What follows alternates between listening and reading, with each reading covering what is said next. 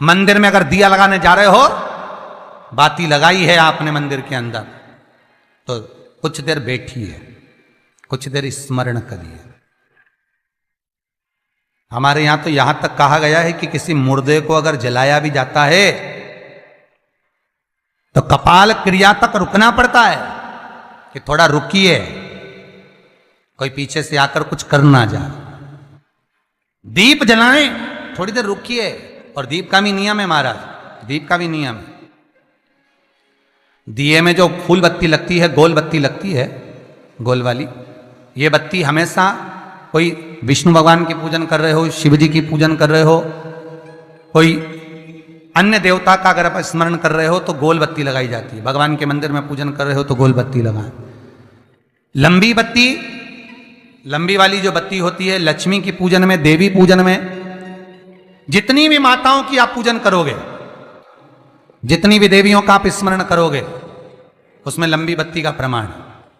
पितरों की पूजन में लंबी बत्ती का प्रमाण है। पितरों को कभी गोल बत्ती नहीं लगती। आप मटके के पास में, परिंदे के पास में, जल के पात्र के पास में कोई भी अगर दिया लगाएंगे तो वहां गोल बत्ती रखकर लगाएंगे तो घर में लक्ष्मी नहीं टिकेगी।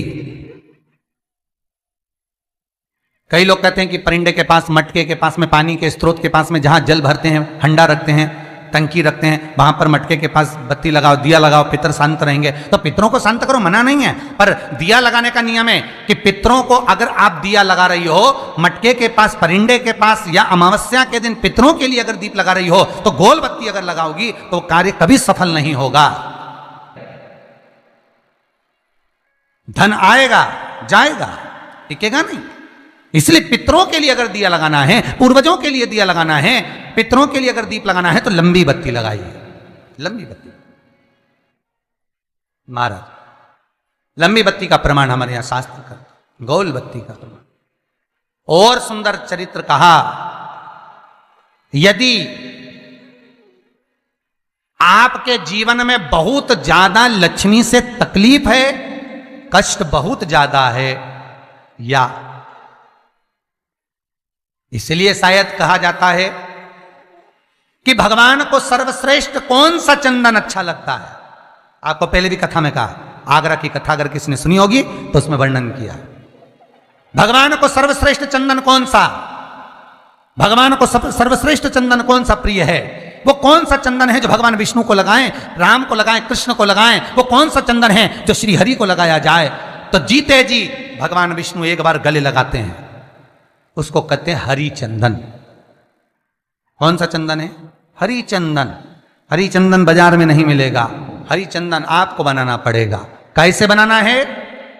तुलसी जब सूख जाए उसकी जड़ को निकाल लिया जाए, वो जड़ को पानी में धो लिया जाए, धोने के बाद उसको सिलबट्टे पर, पत्थर पर घिसा जाए और घिसकर उसमें थोड़ा सा कुंकू, रोली डालकर तैयार कर कर जो भगवान विष्णु के मस्तक पर, कृष्ण राम के मस्तक पर लगा देते हैं और उसकी एक बिंदी अपने हृदय पे लगा लेते हैं। जीते जी भगवान एक बार उसको गले लगाते ही हैं।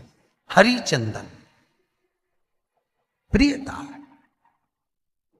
जैसे शिव महापुराण में रुद्र चंदन का भाव है, शिव महापुराण में रुद्र चंदन का प्रमाण दिया जाता है। अगर आपने लिंग पुराण पढ़ी हो तो उसका 5वां स्कंद अवश्य पढ़िएगा महाराज। और शिव महापुराण अगर पढ़ रहे हो तो उसका कुमार खंड पढ़िएगा, जिसमें रुद्र चंदन का प्रमाण है। रुद्र चंदन कैसा? रुद्र चंदन का प्रमाण कैसा? तो महाराज कहा, चंदन घिसकर, पीला चंदन घिसकर उस चंदन को 3 मुखी रुद्राक्ष पर लपेट लिया जाता है। 3 मुखी रुद्राक्ष पर उस चंदन को लपेटा जाता है। लपेटोगे उसके बाद उसको ऐसा गोल करोगे तो एकदम चिकना हो जाएगा, एकदम चिकना, ठीक है, एकदम चिकना हो जाएगा। और उस चंदन को आप शिवरात्रि के दिन, और कोई से भी महीने की शिवरात्रि, किसी भी महीने की हो, सब फलदायी होती है। अगर आप पंचांग में देखेंगे तो शिवरात्रि लिखी हुई आती है, हर महीने शिवरात्रि पड़ती है।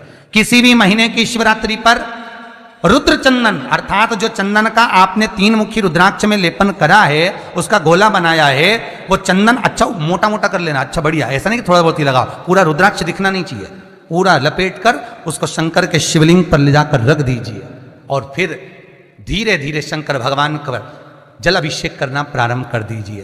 वो चंदन पूरा धीरे धीरे शंकर के शिवलिंग पर डलना चाहिए। शंकर के मूल मंत्र श्री शिवाय नमस्तुभ्यम का जाप करिए। यह कहलाता है रुद्र चंदन। इस चंदन के अभिषेक से महाराज जो काम नहीं होता आप कर कर उस कार्य को प्राप्त कर सकते हो, सिद्ध कर सकते हो। रुद्र चंदन, हरि चंदन, रुद्र चंदन, ये वो चंदन है जो जीवन का सुख प्रदान करने वाले, हरि तत्व देने। मंगल है, राहु है, केतु है, दशा बेकार चल रही है, लक्ष्मी नहीं आ रही, कष्ट बहुत है, फैक्ट्रियां नहीं चल रही, कहीं मत जाओ, मेरे शिव की शरण में जाकर एक बार शिव महापुराण को पूरी सुनो। शास्त्र के हटकर कुछ नहीं बोलेंगे।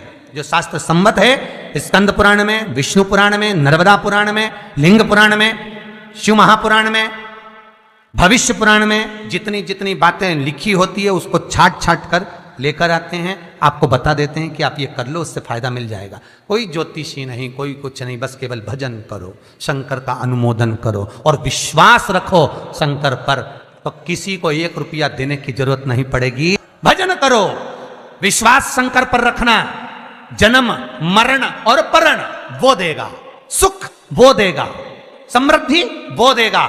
जिसके घर में बहु रिद्धि सिद्धि हो, जिसके घर में अमोद और प्रमोद पोते हो, जिसके घर में शुभ और लाभ दरवाजे पर बेटे बनकर विराजमान होते हो, जिसके घर में स्वयं अखंड सौभाग्य देने वाली पार्वती हो, जिसके घर में लक्ष्मी देने वाली लक्ष्मी बेलपत्र के पेड़ के नीचे झाड़ू लगाती हो, जो स्वयं सरस्वती को स्वर प्रदान करता है वो शंकर है। जब सब कुछ उसके पास में है, कुबेर का खजाना वो चोर को दे देता है, जब सर्वस्वता उसके पास है, तो आप इधर उधर डोलते क्यों हो? क्यों डोलो? उस पर विश्वास रखो। वो शंभु, वो शंकर, वो त्रिकालदर्शी, वो कैलाशी, वो अविनाशी सुख देगा, आनंद देगा। पाने का तरीका केवल उसको रिझाओ। जो मंदिर आपसे दूर हो, जिस मंदिर में कोई नहीं जाता, जिस मंदिर में कोई दिया तक नहीं लगाता, उस मंदिर में तुम जाओ और उस मंदिर में एक दिन जाकर प्रकाश कर कर आना, एक बार दिया जला कर आना, मंदिर की सफाई करी आना, शंकर जी पे जल चढ़ाकर उनको स्नान कराकर, कोई पत्ती पेड़ पौधे के पास में हो तोड़ के चढ़ाए आना। 2-4 बार कर कर देखना कितना शांति, कितना धीरज, कितना आनंद, कितनी समृद्धि, कितनी लक्ष्मी मिलती है।